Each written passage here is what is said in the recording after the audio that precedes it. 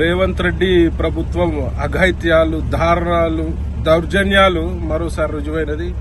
ఇవాళ ప్రజలు కాంగ్రెస్ పార్టీకి ఓటేసినందుకు సిగ్గుతో తలదించుకునే పరిస్థితి. ఇలా హెచ్సియులో జరుగుతున్న అన్యాయాన్ని ప్రశ్నించేందుకు వచ్చిన నన్ను తీవ్రంగా తోపుసటాటలో గురి చేసి మరి అరెస్ట్ చేయడం జరిగింది. మరి నేను ఒకటే అడుగుతున్నా, ఒక భారతీయ జనతా పార్టీ నాయకుడుగానే కాకుండా మరి ఒక ప్రకృతి ప్రేమికుడుగా అడుగుతున్నా, మరి ఇంత అధ్వానమైన పాలనలో మరి అలా మనుషులే కాదు హింసకు గురవుతున్నాయి. మరి నెమ్మలని కుందేళ్లున్నాయి హెచ్యులో, ఆ ఫారెస్ట్ లో జింకలున్నాయి, తాబేళ్లున్నాయి. చెట్లు నరుక్కుంటా పోతే ఇవాళ ఆల్రెడీ హైదరాబాద్ లో 50% పైన గ్రీన్ కవరేజ్ మొత్తం పోయింది, గ్రీనరీ మొత్తం 50% పైన తగ్గింది.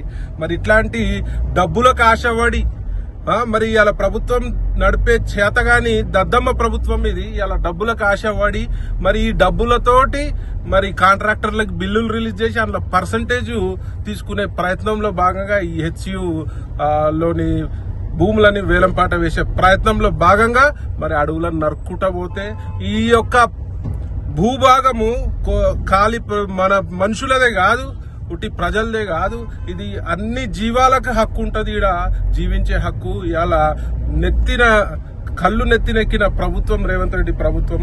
నేను దీన్ని తీవ్రంగా ఖండిస్తూ మరి నెమలి శాపానికి జాతీయ పక్షి ఆడ నెమళ్ళు ఆర్తనాదాలు రోధిస్తున్నాయి. నెమళ్ళు మరి చెట్లను నరుకుతుంటే మరి వాటికి ప్రాపర్ గా పునరావాసం అన్న ఏర్పాటు చేయవలసిందిగా నేను డిమాండ్ చేస్తున్నా.